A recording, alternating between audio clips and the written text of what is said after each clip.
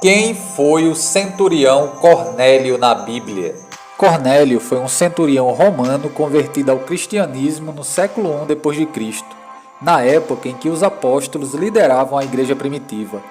Ele é o primeiro gentio registrado nominalmente no Novo Testamento a ser convertido ao cristianismo. A história de Cornélio está registrada no capítulo 10 do livro de Atos dos Apóstolos.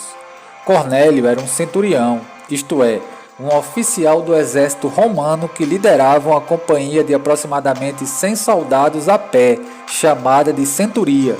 Em uma legião romana havia 60 centuriões. O centurião Cornélio morava na cidade de Cesareia, a capital da Judéia, que estava sob o comando dos procuradores romanos e que ficava a cerca de 100 quilômetros de Jerusalém. Nessa cidade existiam prédios imponentes e um porto, e devido à mistura étnica de sua população, os atritos entre judeus e gentios eram comuns. O evangelista Felipe morou nessa cidade e mais tarde o apóstolo Paulo ficou aprisionado ali durante o comando dos procuradores Félix e Festo. Cornélio era um gentio e é descrito pelo evangelista Lucas em Atos como um homem piedoso e temente a Deus, com toda a sua casa, o qual fazia muitas esmolas ao povo e de contínuo orava a Deus. Alguns estudiosos, com base nessa descrição, sugerem que ele era um prosélito do judaísmo, enquanto que outros defendem que ele era apenas um homem que havia reconhecido o Deus de Israel como verdadeiro Deus e estava familiarizado com as práticas religiosas dos judeus, mas não era exatamente um prosélito. A conversão de Cornélio foi muito significativa no contexto do livro de Atos dos Apóstolos, pois tornou evidente que os cristãos gentios também receberam o Espírito Santo. Na ocasião, a conversão que ocorreu na casa de Cornélio foi tão importante que é mencionada 2 vezes em Atos. A primeira vez encontra-se no capítulo 10, onde relata a ocasião da conversão, e a segunda no capítulo seguinte, 11, onde o próprio apóstolo Pedro explica o caráter miraculoso de sua ida até Cesareia, onde Cornélio estava. Além disso, o próprio apóstolo faz alusão à conversão de Cornélio no Concílio de Jerusalém, enfatizando que o derramamento do Espírito Santo entre os gentios significa que a salvação de Deus era unicamente pela graça, ou seja, não estando dependente de qualquer observância da lei de Moisés. Apesar de Cornélio ser descrito como alguém que temia ao Deus verdadeiro, certamente ele não havia tido contato direto e explícito com o Evangelho de Cristo.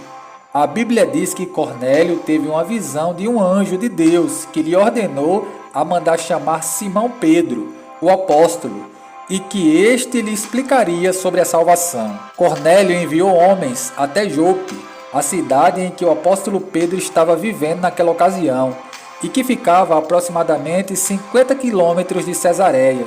No dia seguinte, o apóstolo Pedro teve um arrebatamento de sentidos, na qual viu o céu aberto e um vaso como se fosse um lençol atado pelas pontas, descendo em direção à terra, e contendo todos os animais, quadrúpedes, e feras, e répteis da terra, e aves do céu.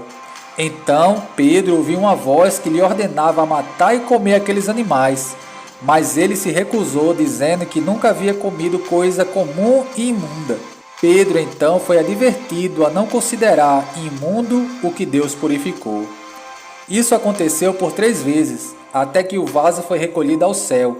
Pedro ficou bastante pensativo com relação àquela visão, buscando entender seu significado. Mais tarde, quando foi então conduzido à casa de Cornélio, ele entendeu que aquela visão se referia ao fato de que Deus não faz acepção de pessoas e que a pregação do Evangelho e a salvação pela graça mediante a fé em Jesus Cristo é tanto para judeus como para gentios. Então, o apóstolo pregou sobre a salvação através de Jesus Cristo e do perdão de pecados para aqueles que creem em seu nome, conforme todos os profetas deram testemunho. Ao dizer essas palavras, O texto bíblico informa que caiu o Espírito Santo sobre todos os que ouviram. Os cristãos judeus que estavam acompanhando o apóstolo Pedro ficaram maravilhados quando perceberam que o dom do Espírito Santo foi derramado sobre os gentios, igualmente como havia sido derramado entre os cristãos de Jerusalém no Pentecoste. O texto termina mostrando que o centurião Cornélio e os demais gentios de sua casa foram batizados em nome do Senhor Jesus, deixando claro que Deus tem apenas um único povo e que o chamado de sua graça não está baseado em qualquer distinção de nacionalidade. Ali era a internacionalização da igreja, onde judeus e gentios formam um único corpo.